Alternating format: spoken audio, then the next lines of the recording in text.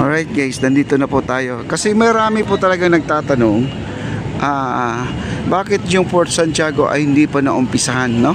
At nung October 8 lang at wala po tayo dito nung ganap na yon. Nandito po sila Yosek at kasama po ang City Hall ng Maynila, DENR kasama po dito. Nandito po sila nung isang araw, napakarami dito. At ito po talaga ang next project after the Phase 1C Esplanade, mga kaibigan. Ngayon po ito ay kinuha na po ng gobyerno kasi ang sabi nga nila ay kinuha kinuha daw na may ari ng lupa, yung may parking lot dyan. Pero sa totoo lang hindi naman po, no? Ito ay hindi naman binigay, talagang inayos na po ng ating city government ang itong lupa na to. Ito po ay gagawin nilang esplanade na rin at magkakaroon po tayo ng boardwalk at saka yung di ko lang alam kung magkakaroon pa rin ng mga tindahan dito, mga kaibigan.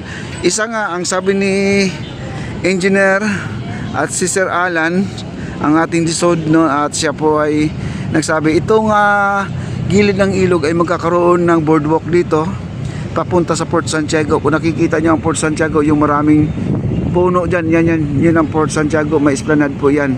Nakikita niyo may esplanade sa baba, yan, yung kulay puti. Yun, magkakaroon dyan. At nung October 8, nandito po sila, marami po sila at hindi po tayo naka-attend kasi meron din tayong mga event sa iba, kaya di po tayo napunta dito at hinahanap pala ako, guys. At ito ngayon, itong masukal na puro damo dito dati na mahabang kugon ay nilinis na po nila, no? Ang naglinis taga-government po, mga kaibigan. At ngayon po ay nag-usap kami ni Sir Alan, pinapapunta niya ako dito para makita natin na ito ay go na po tayo papuntang Port Santiago. Ayan guys, nakikita nyo na, no? At hindi lang yan guys, ang lapad nito, ayan ang lapad nito hanggang dito kasi itong nalinisan nila, ito po ang lupa ng gobyerno. Ito yung sa gobyerno. At yung may-ari naman, nandito naman daw yung may-ari. At okay, wala na mga no comment guys, no, kasi wala naman siyang dahil ito ay sa gobyerno talaga, no? Ayan, ang lapad guys. Kumbaga magkakaroon tayo ng esplanade kagaya doon sa mas malawak to guys. Mas malapad to. Itong area na to. Mas malapad. Mula doon sa may babae, doon nakatayo.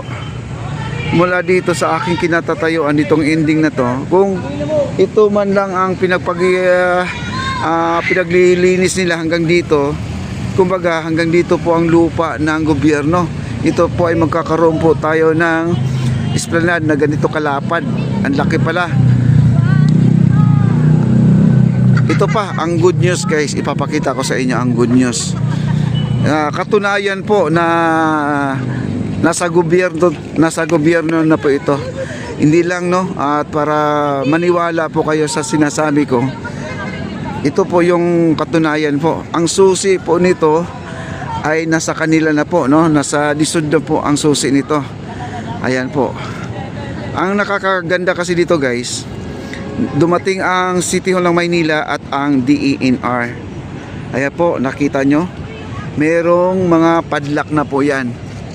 Yan, may padlock po yan, nakikita nyo, may padlock, dalawang padlock po yan, nandun sa loob, may padlock pa,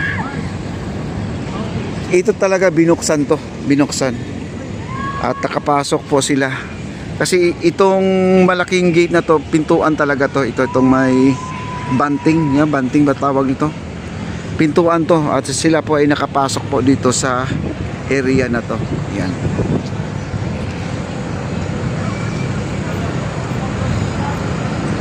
napakalawak na po guys.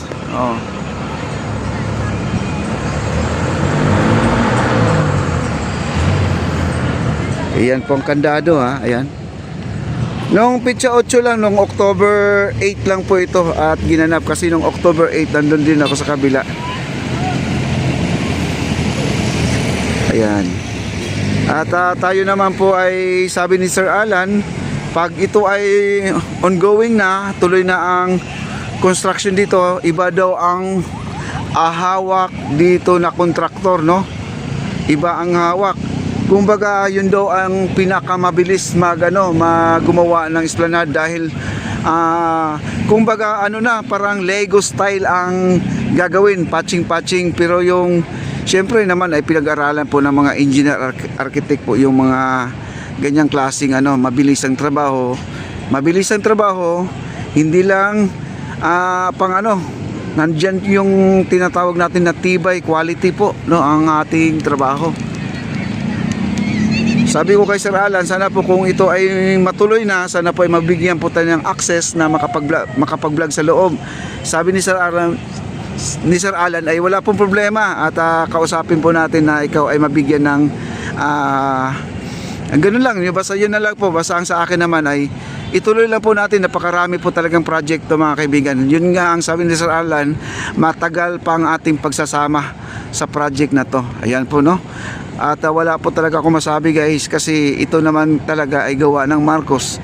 Kaya itutuloy po natin tong ganitong project mga kaibigan, kasi doon na po ako na challenge sa mga sinasabi po nila na wala daw nagawa ang Marcos. Doon po at pinaninindigan ko na bilang isang nag-update, ito ginagawa ko na po kahit na umulan umaraw, nandito po tayo nag-update sa mga proyekto ng ating pamahalaan. Ayan, kasi wala raw nagawa ang Marcos. Doon po ako na challenge nung sinabi na yan. Kaya ito po ay gawa po ng Marcos, baka sabihin naman ay gawa naman ng iba. Basta ito tutukan po natin dahil nasa poder po ni President Bongbong Marcos ang paggawa ng esplanade.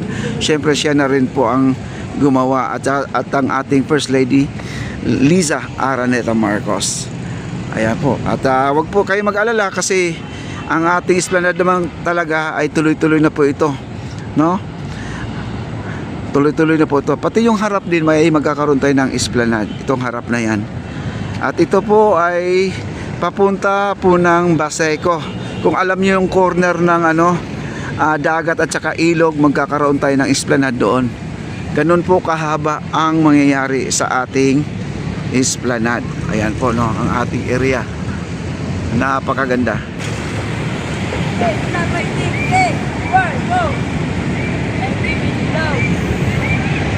Ayan po guys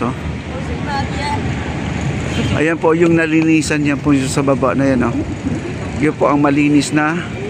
Ganyan po kalapad mula doon sa pader na yan. Mula sa pader na yan, ganyan po kalawak po ang gagawin nating esplanade. Bukod sa boardwalk, dito sa tubig po maglalagay ng boardwalk. Napakalaki na guys. Grabe. Ganyan po kalaki ang ating esplanade, ang ating boardwalk dito sa May Fort Santiago.